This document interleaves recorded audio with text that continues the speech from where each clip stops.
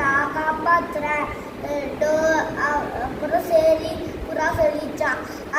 அப்புறம் அவங்க 2 பேரும் ஜாலியாக வளர்ந்துட்டாங்க. ஒரு மேட்டுக்காரன் வந்து புறா குடிச்சிட்டு போயிடுச்சான். புறாவை மாட்டிக்கிச்சான். அது எறும்பு இல்லை என்ன பண்ணுறது யோசிச்சான். ஓடி ஒழிஞ்சி அதுக்கான மேட்டுக்கான காலையே கடிச்சிச்சான். அப்புறம் அந்த புறாவும் தப்பிச்சிச்சான்.